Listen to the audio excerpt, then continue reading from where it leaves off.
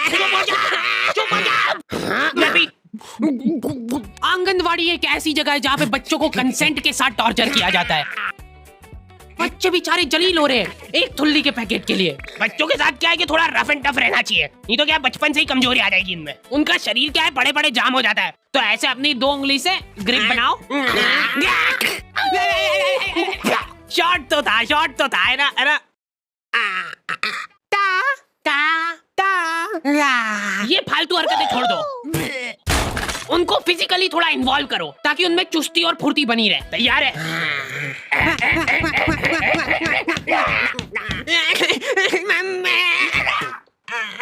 गिर गया है तो गिरने दो उसको, पड़े रहने दो, इग्नोर करो उसको, क्योंकि उसकी तरफ देख लिया तो वो पक्का रोएगा।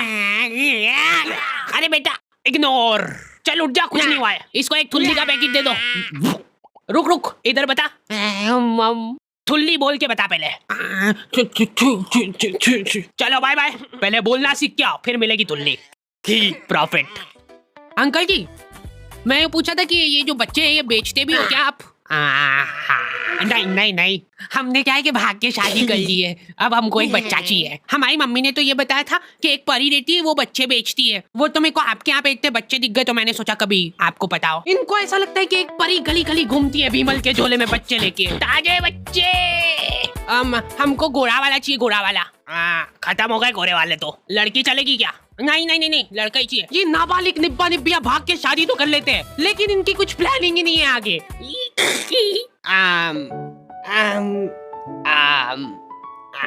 मम्मी की याद आ गई ना? मैं तो घर जा रही हूँ वापस। अरे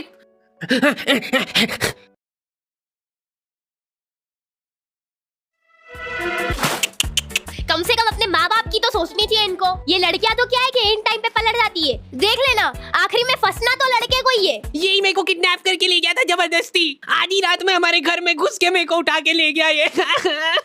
ले जाओ इसको जल्दी मेरी आंखों के सामने से। चला जा, तेरे डूंगे पे फटके लगाते हैं। और 10 साल बाद जब वो जेल में से निकलेगा तब लाइनें लग जाएगी लड़कियों की उसके मुंह पे थूकने के लिए। मैं थूकने दो यार, मैंने 10 साल बाहर खड़े होके थूक जमा करा मेरे मुंह में। रुको मैं करूंगी। वापस ले लो मेरे को अंदर। अरे यार ये थूक का कैसा टेस्ट रहता है? तुम्हारा इन निब्बा निब्बियों की शादी से कुछ लेना देना नहीं है, फिर भी तुम्हारी मम्मी तुमको जलील कर रही है। अगर तुम्हारे दिमाग में 1% भी थॉट है भाग के शादी करने का तो वो भस्म हो जाए उसी टाइम। मेरी मम्मी की हॉबी है ब्लैकमेल करना। मेरे को बचपन में कभी फोन नहीं दिलाया घर वालों ने, तो मम्मी के फोन से ही मेरे को काम चलाना पड़ता था।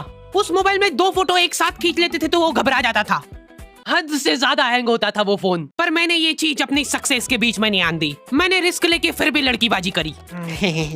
तुम्हारा फेवरेट कलर कौन सा है? मम्मी तुम्हारी मुस्कुराहट देख के पहचान लेंगे। डर की। अभी देखो चैटें चल रही थी हमारी और मम्मी ने आके मेरे से फोन मांग लिया। 2 मिनट बैक। ऐसे टाइम पे हैंग हो गया वो फोन। मेरे को तबीयत से कूटा था मम्मी ने। अब से अगर तूने मेरी बात नहीं मानी तो मैं तो तेरे पापा को बता दूंगी। ब्लैकमेल करने लग गई मम्मी मेरे को। ठीक से लगाया झाड़ू, कैसे लगाइए? गाड़ी की आवाज से पता चल जाता है कि ये पापा आ गए। मम्मी ने पापा के अंदर आने का भी इंतजार नहीं करा। उनका दिमाग उस वजह से खराब हो गया।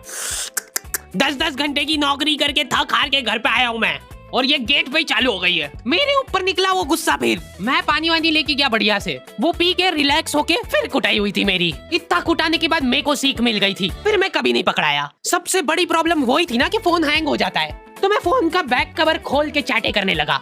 मेरा तो फेवरेट कलर ब्लू है। जैसे ही मम्मी आई फोन मांगने, हैंग हो गया वापस से। लो बैटरी ही निकाल देता था मैं। खत्म, सबूत खत्म सारे। आंखों के सामने सबूत गायब कर देता था मैं। मम्मी कंफ्यूज हो गई कि ये क्या करा तूने अभी?